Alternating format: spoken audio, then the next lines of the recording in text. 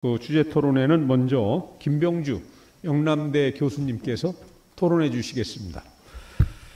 예, 영남대 김병주였습니다. 사실 저는 오늘 토론을 하면서 참으로 참담한 심정으로 토론을 임합니다. 미래 환경과 전망을 예측하고 대학의 교육 혁신을 논하는 오늘 이 자리에서 과연 우리 대학들이 이러한 것들을 대처할 만한 역량을 가지고 있는지, 준비가 되어 있는지 참담한 심정입니다.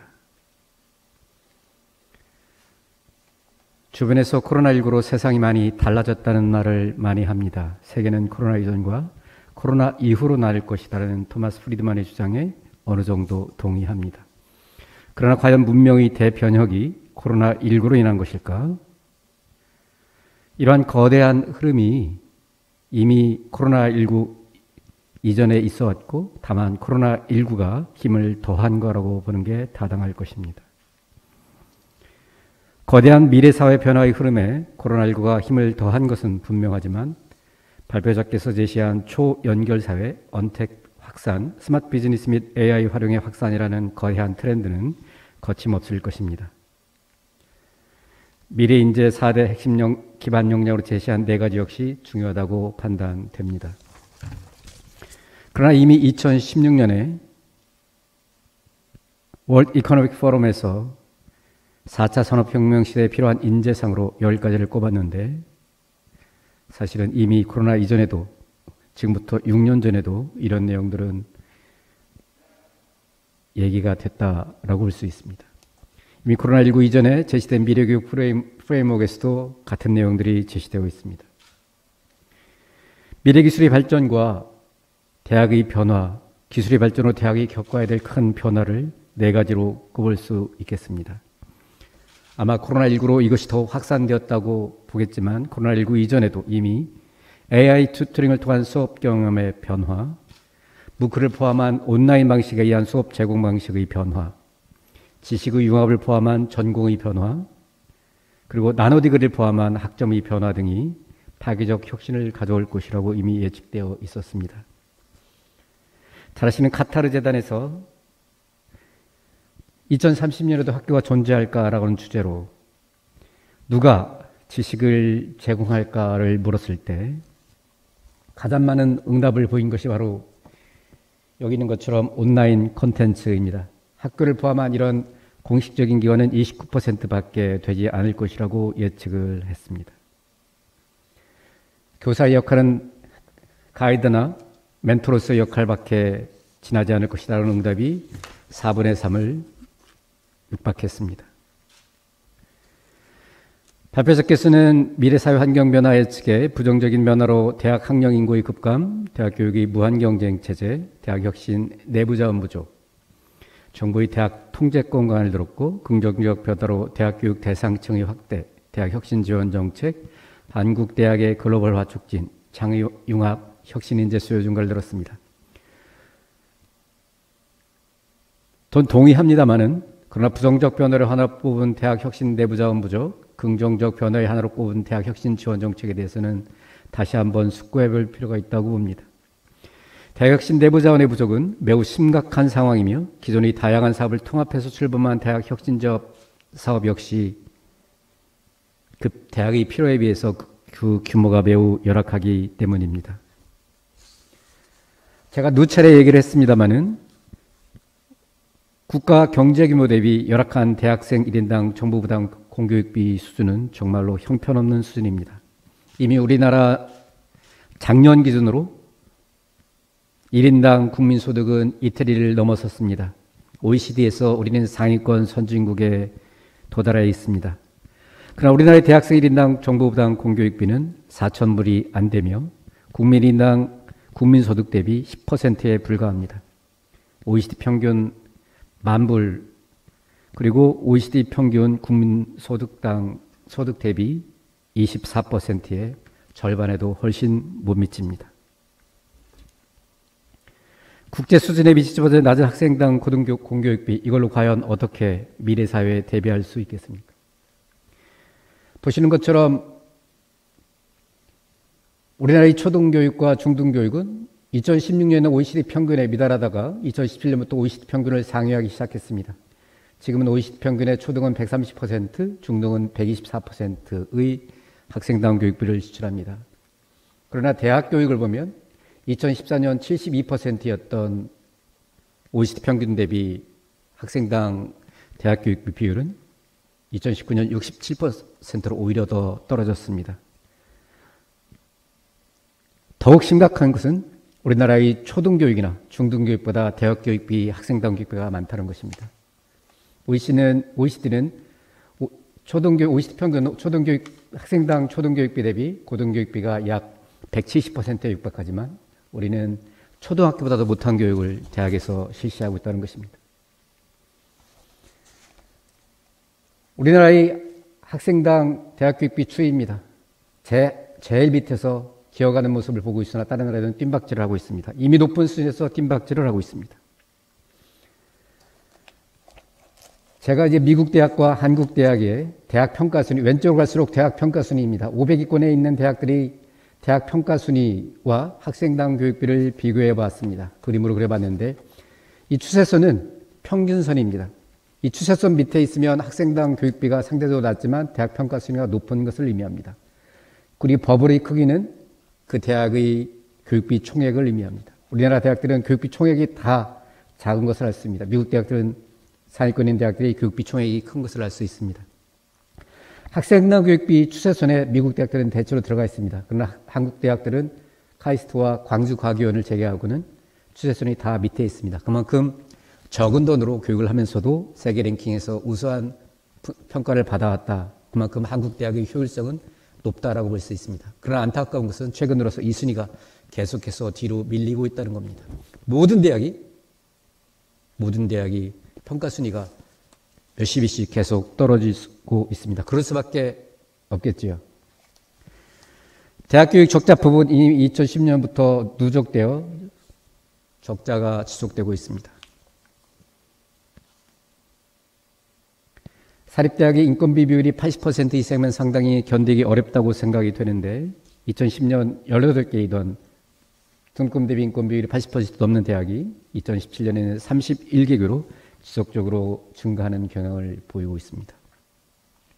학생지원비, 즉 장학금으로 얘기되는 대부분 장학금이 큰 비중을 차지하는 학생지원비를 제외하고는 기계기유 매입비, 연구비, 실험실습비, 도서교육비 등 교육 여건을 개선을 위한 직접 교육비 지출은 크게 위축되고 있습니다. 교육의 질적 저하는 심각할 수밖에 없습니다. 제가 이제 2019년에 18개 전국에 대한 대학 설문조사를 했는데 응답한 대학은 18개밖에 안 됩니다만은 대학원에게 필요한 재정의 70%도 확보하지 못했다는 대학이 9개에 달했습니다. 절반입니다. 보시는 것처럼 사립대학 교육여건 관련 재정 투자 규모는 증가된 것은 학생지원비밖에 없습니다. 모두 다 크게 감소된 것을 볼 수 있습니다. 2020년 작년에 사용기간이 경과한 교육 및 실험실수 기자재 비율이 어떻게 되는지 27개 대학을 대상으로 조사를 했습니다. 여기에는 거점 국립대학도 포함됩니다. 절반이 넘는 대학이 내구 연한이 50%가 넘는 실험실습 기자재를 여전히 보유하고 활용하고 있었습니다. 이런 상황에서 미래 대비 대학교육 신수 대처 참으로 안타까운 현실입니다. 대학은 갖가지 도전 상황에도 불구하고 미래 사회를 선도해야 하는 책임을 짊어지고 있습니다. 앞에 두 분께서 많은 얘기를 해주셨습니다만은 그러나 이러한 도전적인 상황에도 불구하고 대학의 재정 능력은 크게 위축되고 여건은 악화되고 있습니다. 미정년 트랙 교원 충원은 크게 증가하고 계약직 직원이 넘쳐나고 있습니다. 안타깝게도 저희 대학 총장님은 앞으로 정규직 직원은 뽑지 않겠다라는 말씀까지 하셨습니다. 잘하신 것처럼 상대적으로 저희 대학은 그래도 재정 여건이 나은 것으로 이해가 되고 있습니다만 사립대학 교직원들의 인건비는 10년 넘게 동결되면서 사기 저하가 심각합니다. 대부분의 대학에서는 첨단의 교육공간은 고사하고 시설의 개보수차 어려운 형편입니다. 일부 대학은 추가 수입원을 확보하고자 무분별하게 외국인 학생들을 받아들입니다. 소위 수도권에 있는 좋은 대학들이 또 그러합니다. 미래지향적 인재 양성을 위한 혁신적 교육 프로그램의 개발은 꿈도 꾸지 못합니다. 세계 10위권의 경제 규모에 맞먹는 양질의 연구 역량을 확보해야 할 대학은 연명하기 바쁩니다. 누누이 나온 AI, 인공지능으로 대표되는 디지털 경제의 진일보를 위해 최근 주요 OECD 국가의 대학 진학 수요 및 고등교육에 대한 사회적 요구는 빠르게 증가하고 있습니다. 유럽의 대다수 국가들은 미국의 대학들, 고등교육을 전적으로 책임지고 있어서 국가교육재정의 확대를 통해서 이처럼 증가하는 사회적 요구에 적극 대응하고 있습니다. 반면 우리나라 절대 다수를 차지하는 사립대학에만 의존하는 우리나라의 대학교육은 고등교육 육성에 대한 정부 의지는 매우 미온적입니다. 이미 말씀드린 것처럼 학생당 초등학교, 중학교보다도 훨씬 못한 돈을 지출해야 하는 대학은 이제 한계에 봉착해 있습니다. 혁신은 멀리 있는 것이 아닙니다. 사고가 관점 이전이 필요합니다. 우리 대학들은 혁신할 준비가 되어 있고 지금 매우 부족하고 힘들고 열악한 상황에서도 혁신을 위해서 끊임없는 노력을 하고 있습니다. 비록 대학에 지원되는 돈은 크지 않지만 대학 혁신 지원 사업을 통해서 대학들은 많은 노력들을 하고 있습니다. 그러나 무엇보다도 중요한 혁신을 위한 존재 조건, 기반 조성이 필요합니다. 무엇보다 대학이 최소한 미래를 대비할 수 있을 만큼 재정적인 뒷받침이 중요합니다. 지금의 대학 현실에서는 대학들이 아무리 노력해도 미래 대비라는 말은 먼 나라의 얘기로만 들릴 수밖에 없는 것이 현실입니다. 감사합니다. 네, 감사합니다. 역시 우리나라 교수님들 중에서 가장 유명한 재정통답게 하여튼 우리나라 대학들이 혁신하는 데 있어서 대학 재정의 열악함이 혁신의 방해물이 되고 있다 하는 것을 아주 리얼하게 지적을 해 주셨습니다. 토론을 통해서 더 심화된 그런 내용들이 오고 갔으면 좋겠고요. 한 2분 후에 다음 토론을 진행하도록 하겠습니다. 대학혁신 지원 사업이란 무엇일까요? 대학혁신 지원 사업은 대학의 자율혁신을 위한 미래 인재 양성을 구축하기 위해 시작되었는데요. 급변하는 사회 환경 변화에 능동적으로 대응함으로써 대학의 자율적인 혁신을 추구하는 사업이라고 할 수 있습니다. 그럼 대학혁신 지원 사업 총괄협의회는 어떤 활동을 하나요? 대학혁신 지원 사업 총괄협의회는 소속 대학의 자율성을 기반으로 새로운 정책 방향을 연구하여 대학혁신 지원 사업의 성과를 극대화할 수 있도록 노력합니다. 불확실한 미래 환경하에 대학혁신 지원 사업의 필요성 및 역할은 무엇이 있을까요? 이제 불확실한 환경이라고 말하면 이제 두 가지를 생각할 수 있다고 생각했는데 먼저 첫 번째는 지금 저희가 겪고 있는 코로나19 같은 거. 그래서 저희가 10월 달에 컨텐츠를 제작했었잖아요. 저희 10월 달 컨텐츠 주제는 코로나19에 대해서 각 폐학교들이 어떻게 대응하고 있는지에 대해서 저희가 카드뉴스를 제작했었는데 이제 활동을 진행하면서 느꼈던 거는 각 학교가 코로나19라는 예상치 못한 재난에 맞서가지고 약간 교직원들이 학생분들이 대처할 수 있도록 지원을 좀 주고 약간 어떻게 방안을 마련해 준다든지 이렇게 활동을 하고 있어가지고 이게 대학혁신 지원 사업이 꼭 필요한 사업이다 라고 생각을 해봤어요. 학생들의 관점에서 바라보는 대학혁신 지원 사업은 어떨까요? 저는 대학혁신 지원 사업 총괄협의회 회장님인 부산대학교에 재학 중인데요. 실제로 제 친구들이 참여하는 비교과 프로그램들을 살펴보면 많은 프로그램들이 대학혁신 지원 사업을 진행 아래 이루어지는 걸 알 수 있었어요. 근데 정작 그 친구들한테 대학혁신 지원 사업이 무슨 사업인지 아냐 물어보면 대부분 모르는 경우가 많더라고요. 그렇지만 우리 대학생활에서는 꼭 필요한 사업이기 때문에 제가 생각했을 때는 대학혁신 지원 사업은 학생의 관점에서 키다리 아저씨 같은 존재가 아닐까 하는 생각이 들었어요. 그래서 대학혁신 지원 사업 총괄협의회 서포터즈로서 딱 하나의 바람이 있다면 더 많은 대학생들이 대학혁신 지원 사업이 얼마나 많은 일들을 하고 있는지 자신들이 얼마나 많은 수혜 혜택을 받고 있는지 알아줬으면 좋겠습니다. 네. 첫 번째 그 토론자로 나서셨던 그 우리 영남대학의 김병주 교수님께서는 토론 모두에 그 참담한 심정을 말씀을 하셨습니다. 과연 이렇게 지금 사회적인 그 변화가 급속하게 일어나고 대학을 둘러싼 환경 변화도 뭐 감당할 수 없을 정도로 빠르게 진행되고 있는데 과연 대학들이 그러한 변화를 추동할 수 있는 그런 준비력이 있는가, 또 그런 역량이 돼 있는가, 이런 걸 생각한다면 참담한 심정이다 하는 그런 말씀을 전해주신 것 같습니다. 뭐 여건이나 역량이나 재정적인 뒷받침이 안 되면 사실은 어떠한 혁신도 불가능한 사실이죠. 여러 가지 지표가, 특히 OECD의 그 교육 지표가 한국 대학이 갖고 있는 그 재정적인 열악함을 아주 그대로 나타내 주는 것 같습니다. 이번 시간에는 두 번째 토론자로 금호 공과대학의 윤성호 교수님을 모시고 토론을 듣도록 하겠습니다. 윤 교수님 준비해 주시죠. 네, 안녕하십니까. 금호공과대학교 기계공학과 윤성호 교수입니다.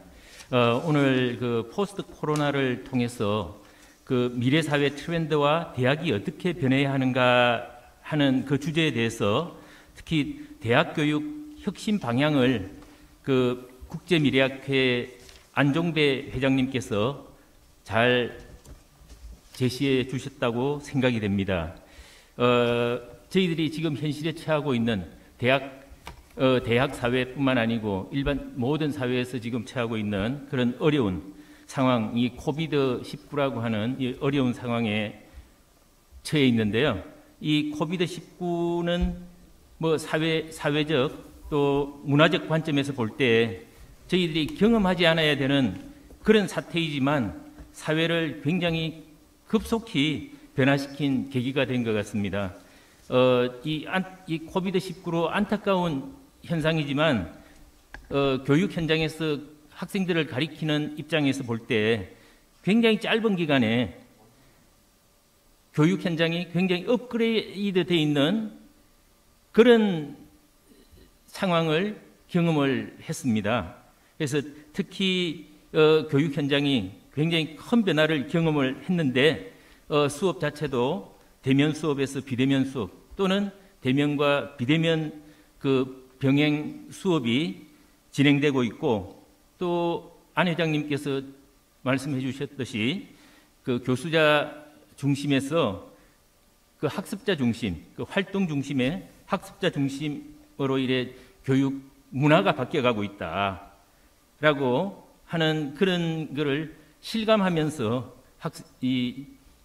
학생들을 가리키고 있는데 지금 저희들이 대학 혁신을 하기 위해서는 대학 구성원이 바뀌어야 된다. 구성원의 사고가 바뀌어야 된다라고 그렇게 생각을 또 더 이 강연을 통해서 절실히 느끼게 되었습니다. 학생이 바뀌어야 되고 또 교수가 바뀌어야 되고 이 사고의 전환이 필요하다라고 하는 그런 말씀을 드리고 싶고요.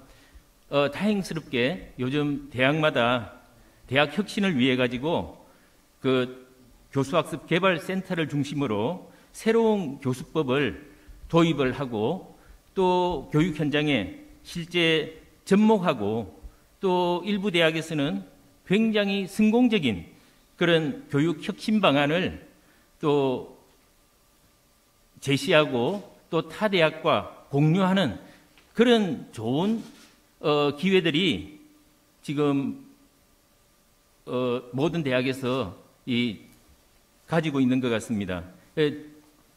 위기는 기회라고 하는 말이 지금처럼 그렇게 절실히 느껴진 적도 없는 것 같습니다. 그런데 이제 한 가지 그 제언할 부분은 이 강연을 통해 가지고 다 들으셨겠지만 굉장히 그 미래 사회의 트렌드가 굉장히 밝은 우리 청사진을 이래 보는 것 같은 그런 느낌이 듭니다. 실제 많은 언론, 매체를 통해 가지고 그런 청사진을 볼 때 밝은 면만 또 무엇을 해야 될지 what이라고 하는 무엇을 이렇게 강조를 하고 있는데 저희들이 대학 혁신을 위해서는 그 무엇도 중요하지만 어떻게 해야 할까, 어떻게라는 how라고 하는 그런 정의를 우리가 대학 교육 현장에 가지고 와야 되지 않을까, 그렇게 생각이 됩니다. 특히 비대면 온라인 교육이 지금 진행이 되고 있는데 그 실효성을 얻기 위해서는 교육 현장에 적용할 수 있는 구체적인 방법과 교육 현장에 적용될 때 그 실효성을 평가할 수 있는 평가 시스템이 개발돼서 또 도입되고 개발되어야 할 거라고 생각이 됩니다. 실제 그런 교육 혁신을 위한 새로운 교수법도 각 대학에서 어떤 문헌이나 연구 결과를 통해 가지고 제시된 그런 방법을 직접 가져오기보다는 그 대학의 현실에 맞는 그런 새로운 교수법을 도입해서 이 확산하는 그런 노력이 필요할 거로 생각이 됩니다.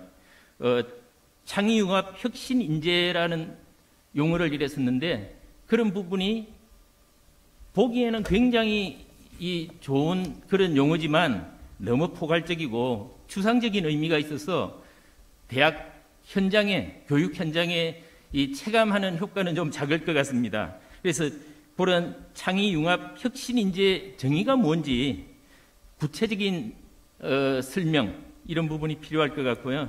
미래 인재 역량을 또 어떻게 키워줄 건가 라고, 미래 인재 역량이 어떤 항목들이 있냐, 무엇이 있냐라고 하는 그 후면에는 저희들이 항상 그런 역량을 어떻게 키워줄 거냐라고 하는 그런 차원에서 대학 현장에서 많은 고민을 해야 될 필요가 있을 것 같습니다.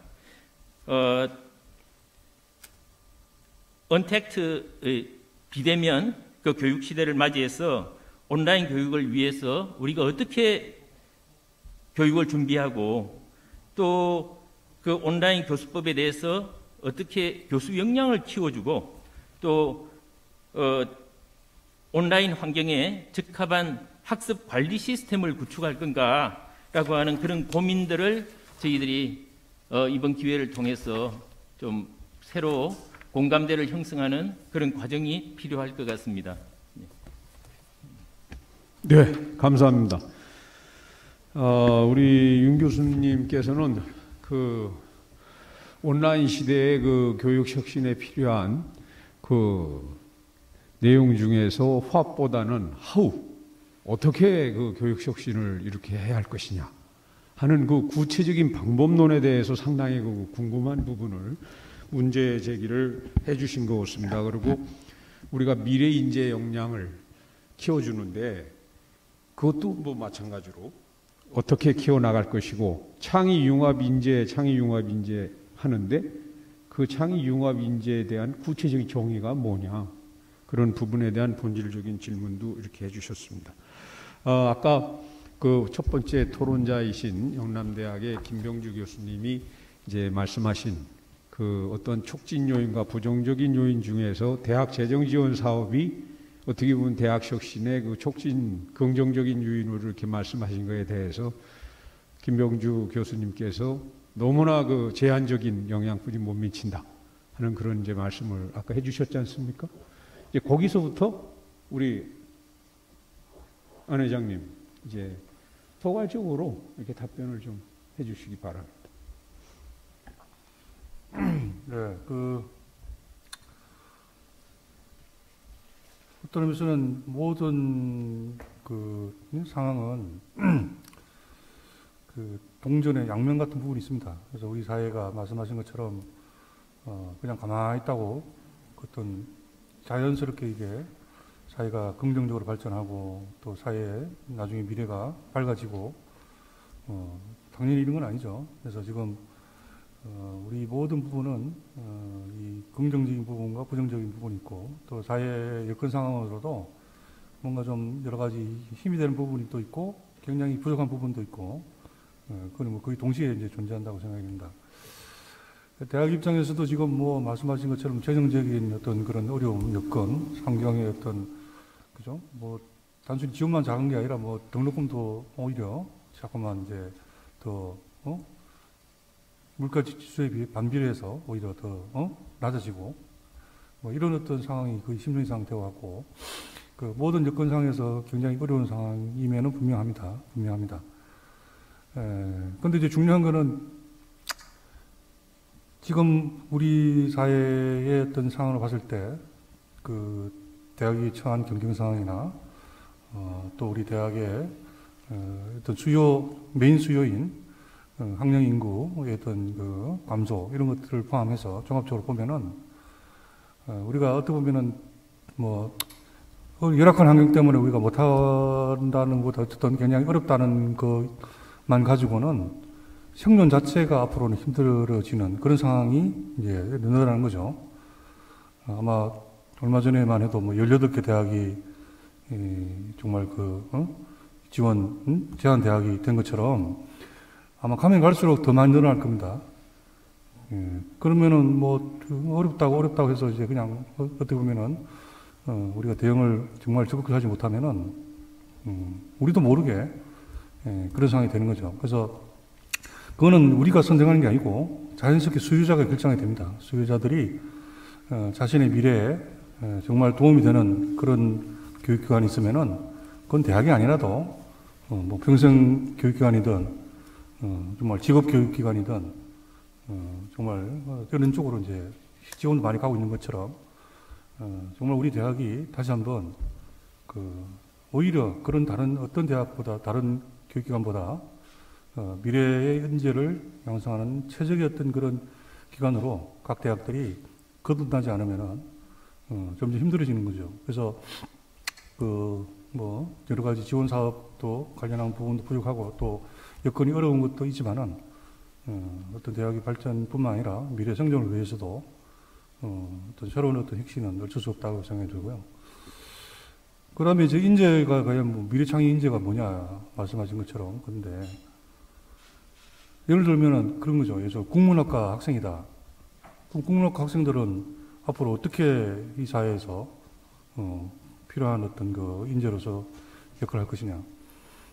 그래서 이제 뭐 제가 이제 국문학을 잘 모르지만은 그 전공을 그냥 상식적으로 미래제기로 보면은 국문학적인 어떤 그런 기본적인 소양을 당연히 쌓으면서도 예를 들어서 앞으로 미래 사회는 인공지능이 중심이 되면서 음성을 포함한 다양한 자연어 처리와 또 언어의 정보와 또 인공지능을 이용한 다양한 형태의 크리에이티브. 요즘은 인공지능을 이용해서 시나리오도 만들어내고 다양하거든요.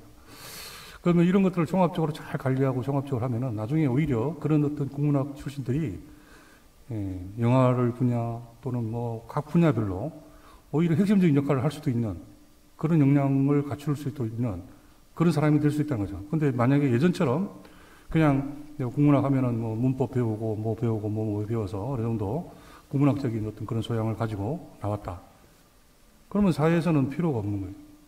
그래서 어쩌면은 우리가 이런 어떤 그 새로운 어떤 미래 변화에 제공을 할 수 있는 그러면서 창의성과 인성과 이런 것들을 가미할 수 있는 그런 역량을 대학에 있는 동안에 갖추고 나면은 전공과 관계없이 각자가 다 미래창의 인재가 되는 거죠.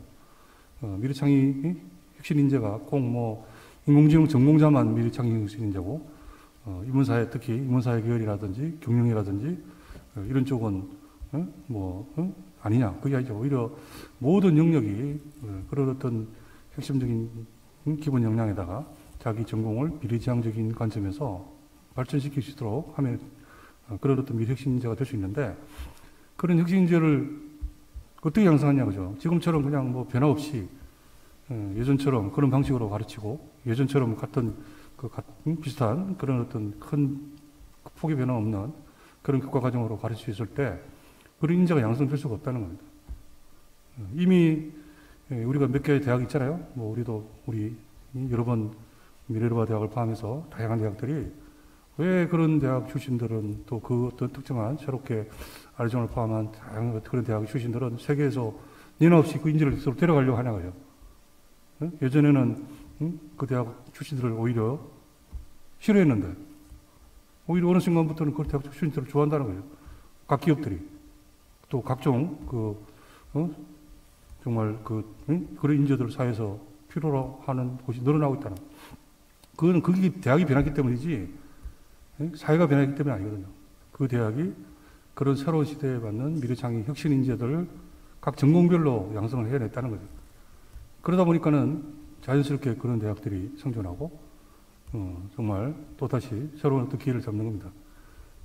우리 대학은 우리 한국에 있는 모든 대학이 다 동시에 뭐 갑자기 초일류가 되고 할 수는 없지만은 그거는 누구에게 달렸냐? 그거는 정말 그 대학의 그 책임지는 분 포함해서 모든 구성원들이 얼마나 정말 입시 단결하고 하나 일체감이 돼서 변화를 위해서 함께 노력하고 구체적으로 이런 것들을 교육과정을 포함해서 함께 만들어내느냐 이런 노력이 중요하다고 생각합니다. 그런데 그런 것들을 리드하는 분이 누구냐면은 나름대로 이런 혁신을 주도하는 그런 분들인데 제가 처음에 그 발표하면서 말씀드린 대로 지금 많은 경우의 혁신이 내부의 어떤 그 일체감을 주기보다는 다 외부에서 그냥 컨설팅 받아서 진행되고 있어요. 그러면은 절대 실천이 일어나지 않습니다. 제가 차차차 전략 했는데 마지막 활용 점정은 실천이거든요. 실천이 돼야 위에 그런 미래 전략이 그런 또 구체적인 내용들이 변화가 기회가 되는 건데 실천을 할 수 없는 어떤 그런 외부의 어떤 그런 환경으로 받아서 그냥 툭 던져지는 그러면 실천이 안 되다 보면 여전히 비용과 노력은 엄청나게 들어가도 제달입니다. 그래서 이제 어떻게 보면 이제는 혁신을 위해서 구성원들이 같이 고민하고 구성원들이 같이 노력하고 그걸 위해서 오히려 여러 가지 교육 프로그램이라든지 이런 것들을 계속 제공해주고 이런 것이 더 중요하다고 생각이 듭니다. 예. 어쩔 수 없이 그 모든 것은 뭐 외적인 환경에 영향을 받아서 일어나고 있지만은 그 키는 그 대학 내부 구성원들이 갖고 있다. 그 말씀으로 받아들여도 되겠죠. 혹시 그 두 분 토론자께서 우리 안종배 교수님께 더 추가적으로 질문하시거나 의견 주실 게 있습니까? 아니, 대학이 노력을 안 하겠다, 혁신을 안 하겠다는 게 아닙니다.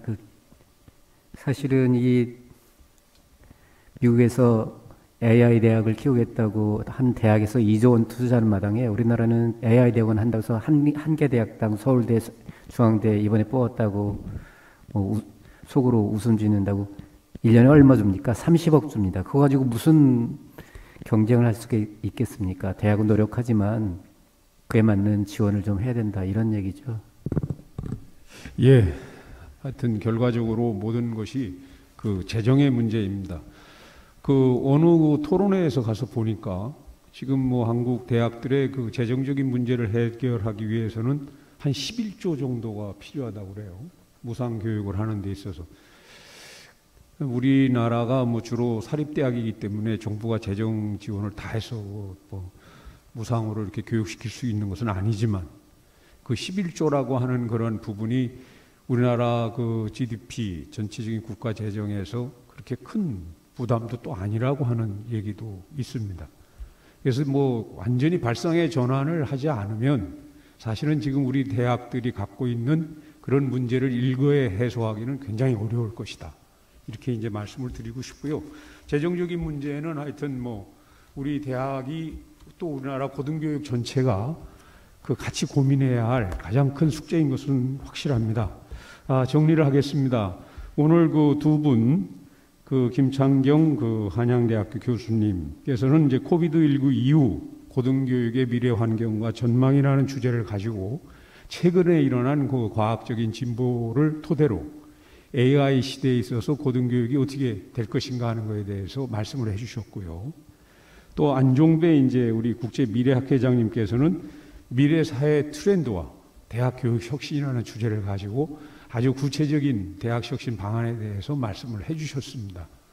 뭐 토론자들도 아주 그 귀한 말씀으로 대학 교육 혁신에 대한 방향도 이렇게 말씀을 해주시고 또 앞으로 우리가 같이 고민해야 할 과제에 대해서도 말씀을 해주셨습니다. 거기 뭐 미래사회 변화의 가장 그 근저에는 이제 AI가 있는 것은 확실한 것 같습니다. AI가 사회 전 분야에 걸쳐서 영향을 미치고 특히 우리 고등교육 분야에 큰 영향을 미치는 시대에 우리가 살고 있습니다. 그러나 대학이 그러한 시대에 걸맞게 변화하는 데는 우리가 지금 한계에 봉착되어 있는 것도 사실입니다.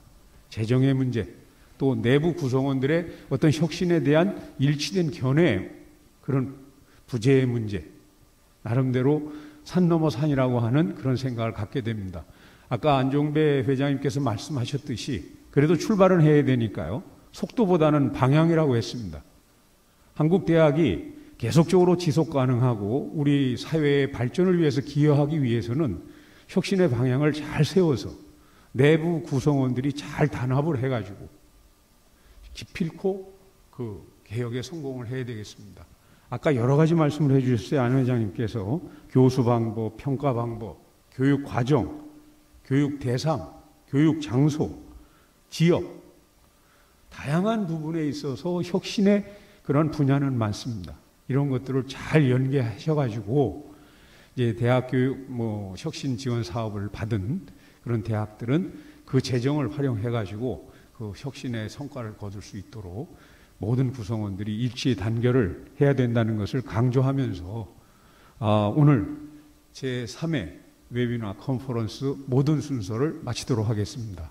감사합니다.